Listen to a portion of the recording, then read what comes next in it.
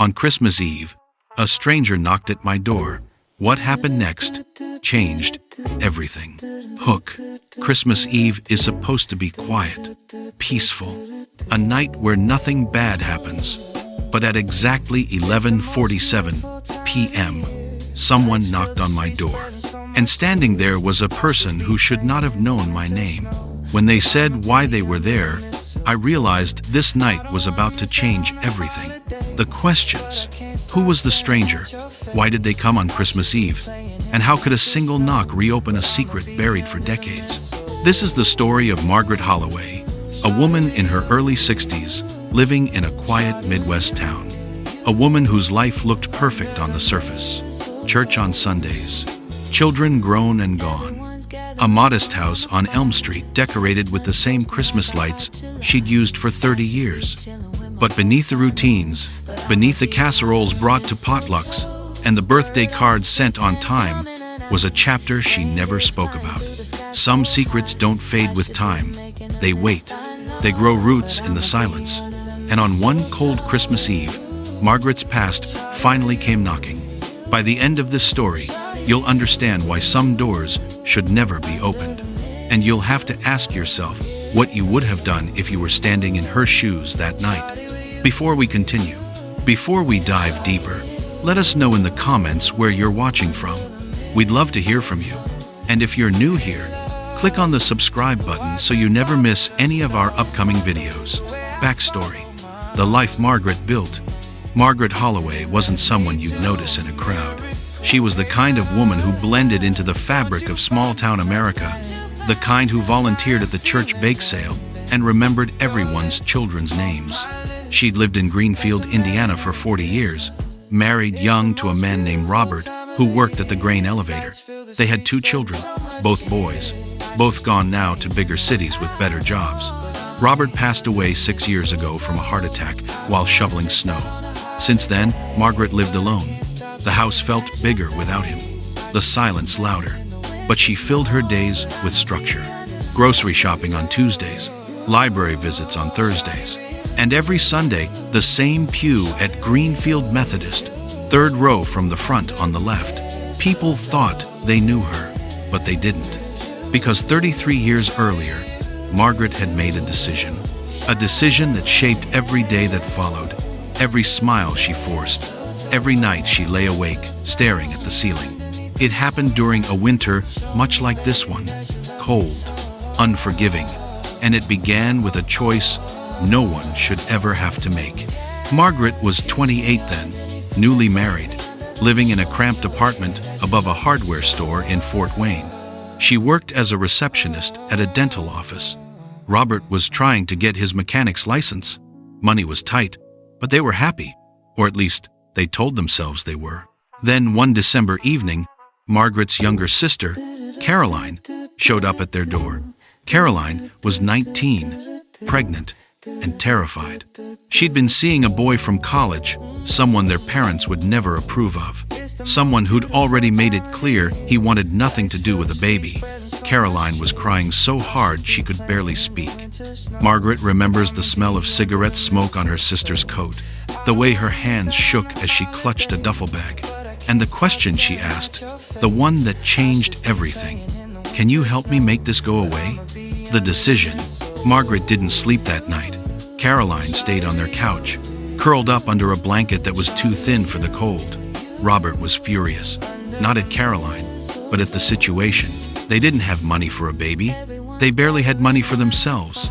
And Caroline was talking about options that weren't legal, weren't safe.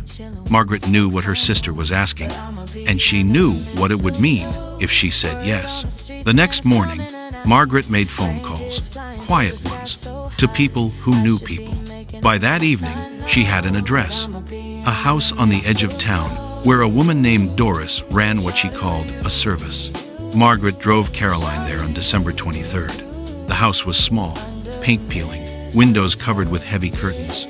Doris was in her 50s, stern-faced, smoking a cigarette at the kitchen table. She asked for $200 cash. Margaret didn't have it. She borrowed it from a coworker, said it was for car repairs. Caroline went into a back room. Margaret waited in the car. She remembers the radio playing Silent Night. She remembers thinking how wrong that felt. Caroline came out 2 hours later, pale and shaking. She didn't say a word.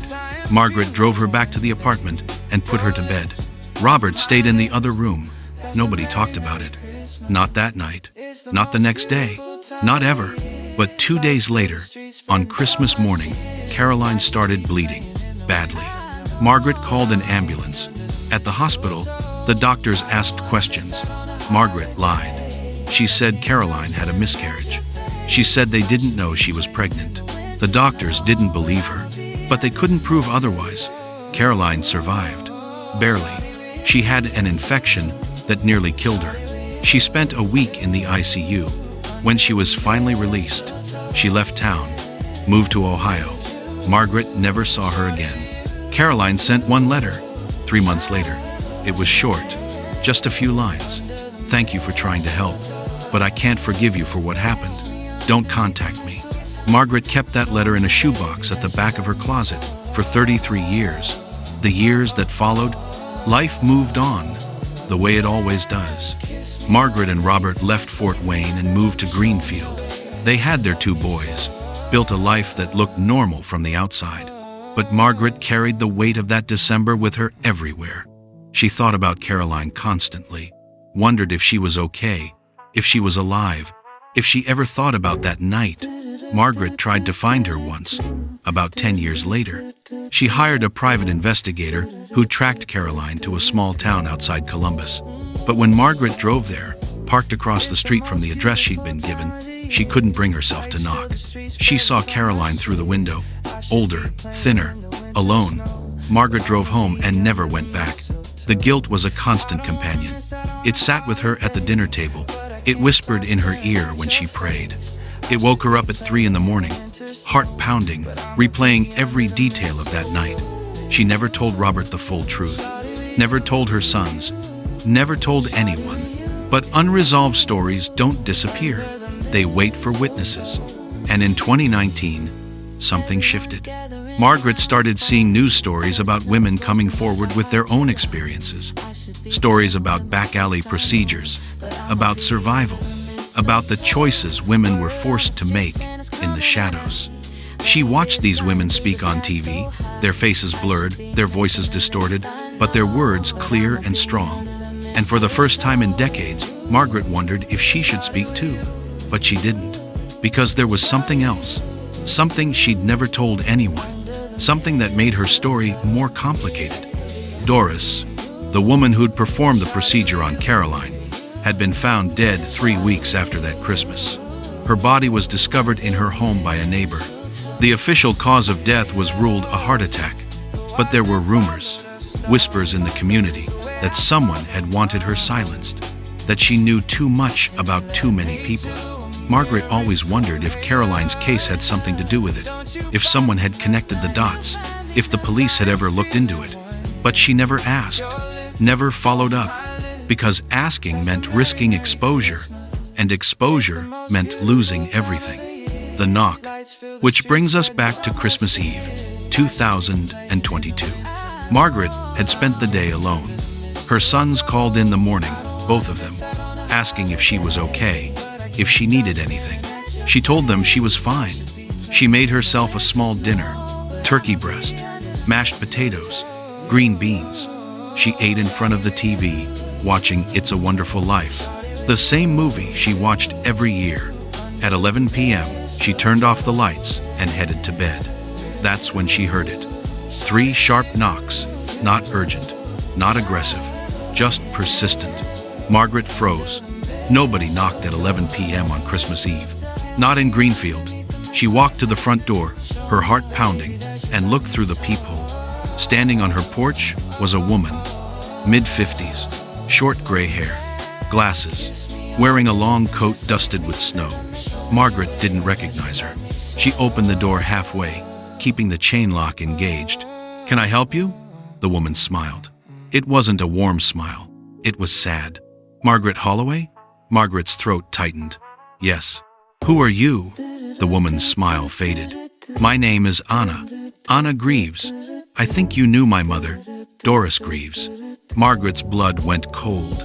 She tried to keep her face neutral, but her hands started shaking. "I don't know anyone by that name." Anna tilted her head. "Yes, you do. You brought your sister to her house 33 years ago. December 23rd, 1989. Margaret's mind was racing. How did this woman know? How did she find her? "I think you have the wrong person." Anna reached into her coat pocket and pulled out a folded piece of paper. She held it up to the gap in the door. It was a photocopy of a handwritten note. Margaret recognized the handwriting immediately. It was hers. A note she'd written to Doris with the address and the date. A note she thought had been destroyed. "Where did you get that?" Margaret whispered. Anna folded the paper and put it back in her pocket. "My mother kept records. She had a notebook, names, dates, addresses. She hid it, but I found it after she died." Margaret felt like the ground was disappearing beneath her. "What do you want?" Anna looked at her for a long moment. Then she said something Margaret never expected. "I want to tell you what really happened to my mother, and I want you to know it wasn't your fault." The truth unveiled. Margaret opened the door. Anna stepped inside, brushing snow off her coat. They sat in the living room, the Christmas tree lights casting soft shadows on the walls. Anna didn't waste time. She told Margaret everything. Doris Greaves had been performing procedures like Caroline's for over 20 years. She'd helped hundreds of women, most of them young, most of them scared, most of them with nowhere else to turn. Doris kept detailed records because she was terrified of being caught. She wanted proof in case she ever needed to defend herself. But she also kept them because she believed what she was doing mattered, that these women deserved help, even if the law said otherwise. Then, in early January 1990, a man came to Doris's house. Anna didn't know his name, but she knew he was connected to someone powerful in Fort Wayne, someone whose daughter had been one of Doris's clients, someone who didn't want that information going public. Doris refused to give him the notebook, refused to destroy her records. 3 weeks later, she was dead. The official report said heart attack, but Anna had spent years digging. She'd talked to neighbors, pulled old police reports, found inconsistencies. Doris had been healthy, no history of heart disease, and there were signs of a struggle in her home that were never fully investigated. Anna believed her mother had been murdered, and she believed it was because of the notebook. "But here's the thing," Anna said, her voice breaking. "My mother's death wasn't your fault. It wasn't Caroline's fault. It was the fault of a system that forced women into the shadows. That made them criminals for trying to survive." Margaret was crying now, tears streaming down her face. "I never knew. I thought I just brought my sister there and walked away. I didn't know what happened to Doris. I didn't know she died." Anna reached across and took Margaret's hand. "I know. That's why I'm here. Because you've been carrying this guilt for 33 years, and you don't have to anymore." Margaret looked at her. "Why now? Why on Christmas Eve?" Anna smiled sadly. "Because this was the night it all started, and I thought it was time to end it." The aftermath. Anna stayed for another hour. They talked about Caroline, about Doris, about the women whose names were in that notebook, most of whom would never know how close they came to being exposed. Anna had made a decision years ago. She wasn't going to publish the notebook. She wasn't going to turn it over to the police, because doing so would destroy lives that had already been rebuilt. Instead, she'd spent the last decade tracking down the women she could find, not to confront them, just to let them know they weren't alone, that what happened to them wasn't their fault. Margaret asked about Caroline. "Do you know where she is?" Anna nodded. "She's in Columbus. She's okay. She has a family. She never married, but she has a life, and she doesn't want to be contacted." Margaret's heart broke a little more, but she understood. Before Anna left, she gave Margaret something, a photocopy of a page from Doris's notebook. It was the entry about Caroline. At the bottom, in Doris's handwriting, was a note. "This girl is strong. She'll survive, and so will her sister." Margaret held the paper to her chest and sobbed. Reflection. That knock wasn't about justice. It was about forgiveness. and whether it was still possible after so many years. Margaret spent the rest of that Christmas Eve sitting by the tree, thinking about her sister, about Doris, about all the women who'd had to make impossible choices. She thought about the life she'd built, the secrets she'd kept, and the weight she'd carried.